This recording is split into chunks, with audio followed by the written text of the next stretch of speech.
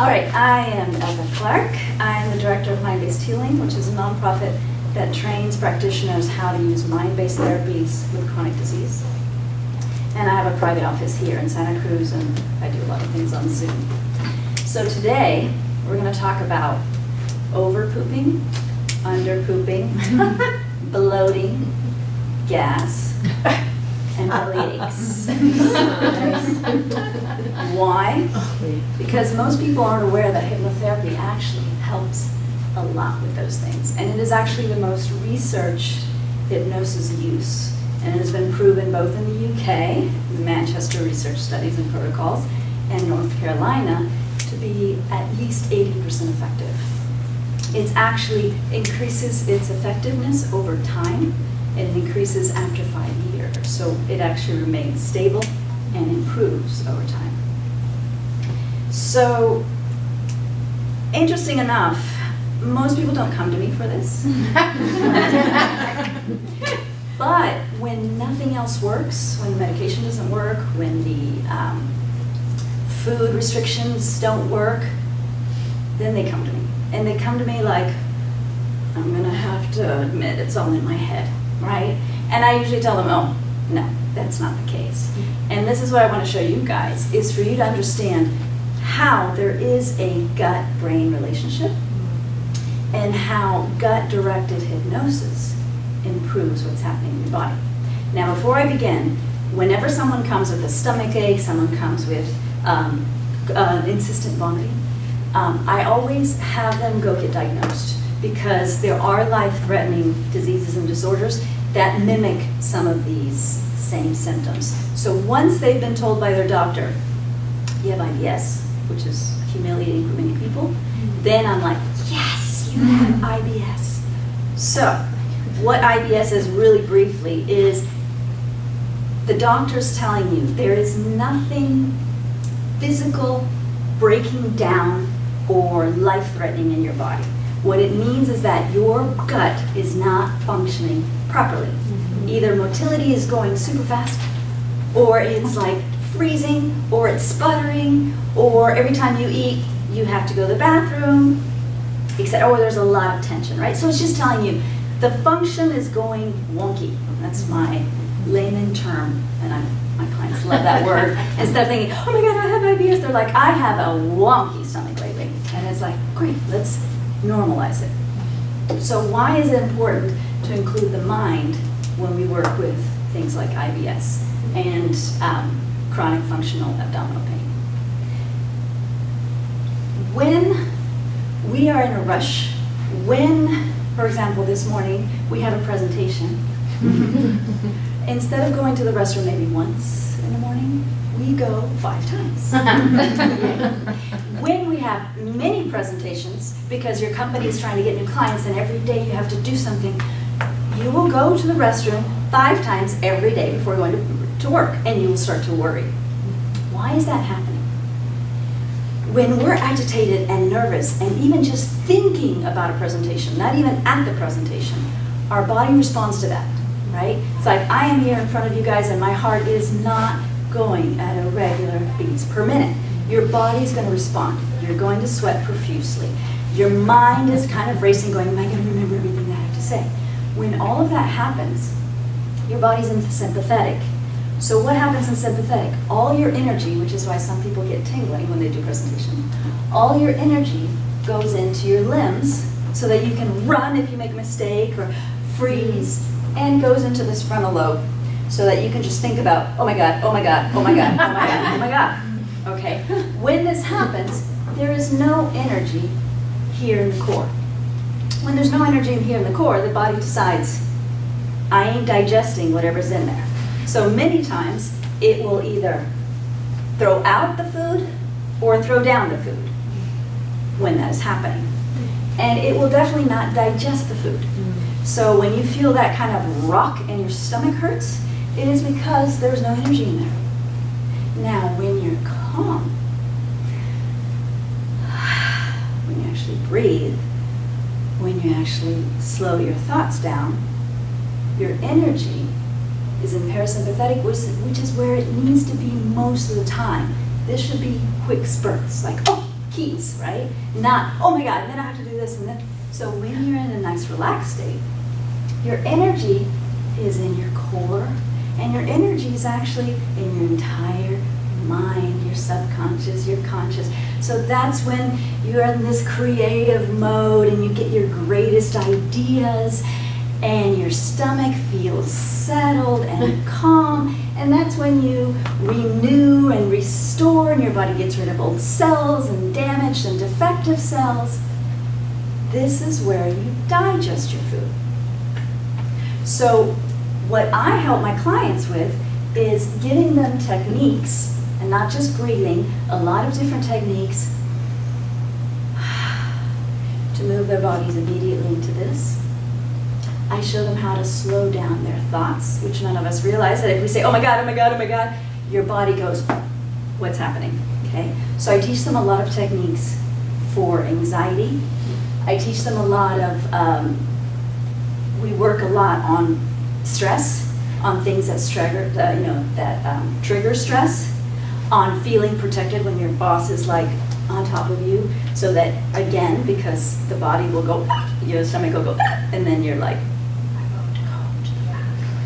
so we work on all those.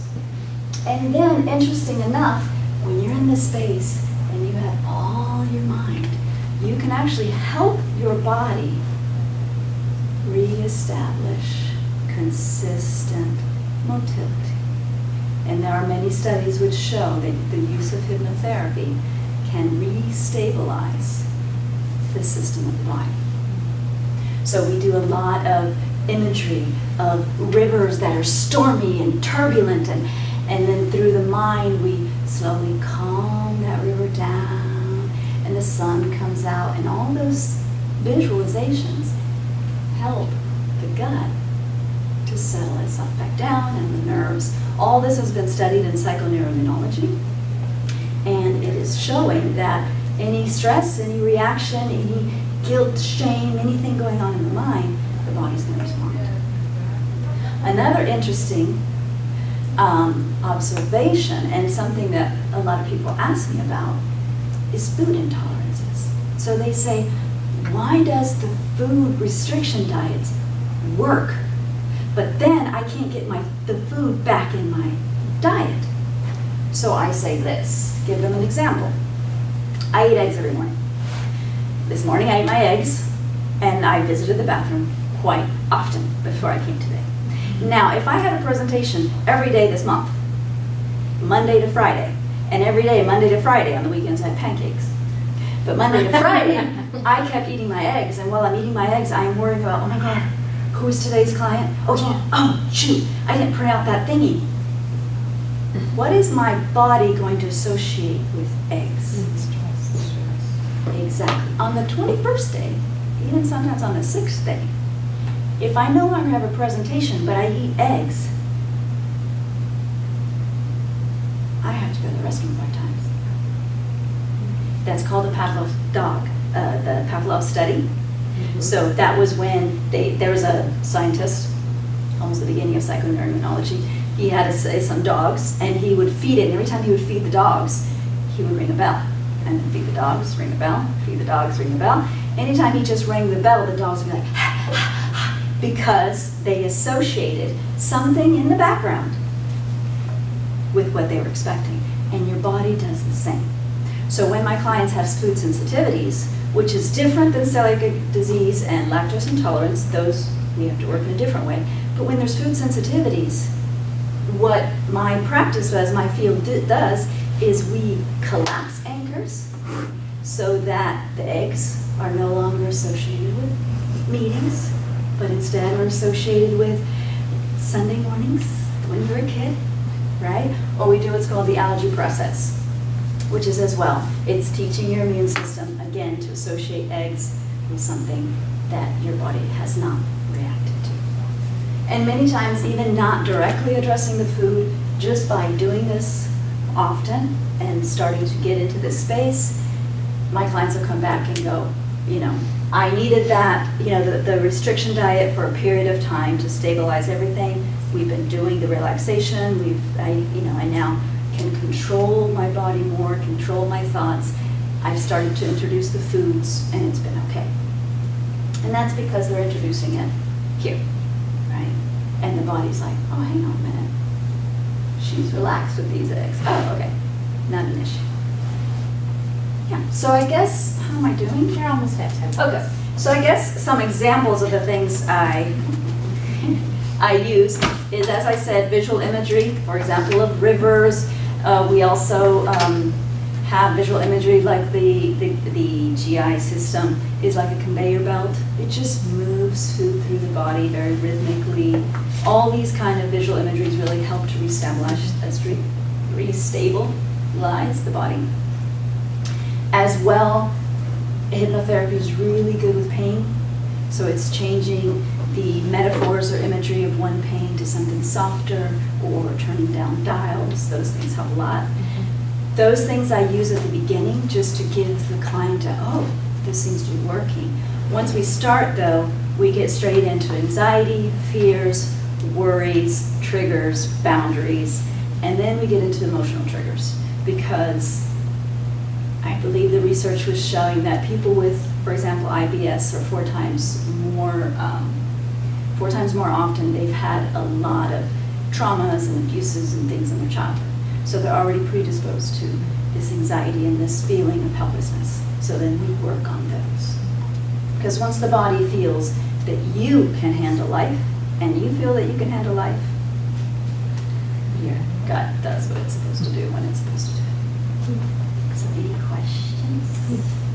Let me just check that I went through everything. You've got plenty of time. Oh, good. That's because I was talking so fast. Yeah, I guess, so here in the US, as I kind of mentioned, it's not as often that a physician or a gastroenterologist will recommend hypnosis, just because it's less known here. Plus, it's really difficult to find training. As a layman, as someone who's full-time hypnotherapist, here in the US, there's some trainings, but you must be a doctor or a nurse or a dentist, which I don't know when they have time to do hypnosis in their clinics or in their practices, but in theory you should already be a health practitioner. But in the UK, it is okay. And actually here it's okay for me to practice, I just can't get the training. So, because I'm only practicing on the mental aspects, right, and the stress components. We don't touch the body, we just envision the body doing what it needs to be doing. So most of my training has been in the UK, because in the UK, it's a public body that gives guidelines for health. I guess it might be similar to FAA kind of thing. And they actually recommend hypnotherapy as the most utilized or the most beneficial therapy for patients that do not respond to medication. So I actually had to get trained over there because there wasn't anything here. Yeah. When you went to that conference in London, was Yes. that medical hypnotherapy? No, that was NLP. Oh, NLP, okay. Yeah. No, I actually had to I contacted a professor at the College of Clinical Hypnosis there in London and said, it will be cheaper for me to pay you for private lessons than to fly over there. And he actually gave me private lessons and he sent me the manual and yeah. Wow. And then there was another woman, Helen Bremner. She was the first nurse hypnotherapist that the public health is called NHS National Health Services actually created a clinic just for hypnotherapy for IBS. And she was responsible for that clinic for several years and created a protocol for the use of it and to be able so that many people could use her same protocol. And so I also contacted her and she gave me manual recordings and what's the best kind of client to refer to you? So if you have a friend who you know is going through a lot of stomach issues, who is housebound, the worst cases of IBS work best in hypnosis, interestingly enough. Wow. So the worst of the worst cases, those are my best clients. Okay. Because there are so many tools that we can teach them, and they are so motivated to learn the tools and obsess about the tools until they get it down. Others are like, oh, that's interesting, but when you're stuck at home because you don't know if you can make it to the shop and back without having to go running to the bathroom, those are actually the So if you have a client that has been, told by their gastroenterologist they have IBS, and they're like, what's that? And especially if they're very nervous that, oh, there's probably something else behind it. They just said that because they don't know what I have, which gets them into this, which gets them to have even worse symptoms, which gets them to panic even more. There was a study that said that, I think it was like 47% of people with IBS think they probably have cancer as well. And it just hasn't been diagnosed. Oh, yeah. And that That's true. creates more of this, which creates more symptoms. Okay. Kids are great in hypnosis. They need to be open. There's some kids that are like, and I'm like, yeah, it's probably not gonna work for them. And some kids are like, what? I can use my imagination? And it's like, oh wow, that was cool. Those are great. So it just, and with kids, some do excellent and some are just like, I'm not a kid. I'm not gonna use my imagination anymore. So, no. Yes. Do you have any upcoming classes?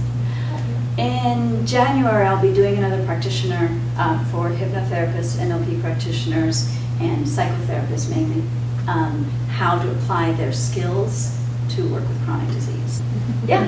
So I'm thinking about, so you're using specifically irritable bowel for this, and so sympathetic, parasympathetic, does this cross over to other conditions, and do you also see other conditions that are predominantly sympathetic driven? Yes, a lot. I do work with colitis, especially when they're in exacerbation, because I help them relax. As they relax, they realize, oh, I don't have to go so many often, and I don't have to wake up at 3 a.m. to go. Again, they are having a lot of stress going, oh my gosh, this is going to get worse, and all of that makes it much, much worse. I've also worked with spastic colons, spastic stomach cramps, with migraines, stress-produced migraines, with muscle tension. Fibromyalgia. Yeah, fibromyalgia has a lot of emotions as well. I imagine if you're clearing out the sympathetics, you're going to clear out a bunch of things that are sympathetic Yes, driven. they tend to come out during sessions. Thank you so much.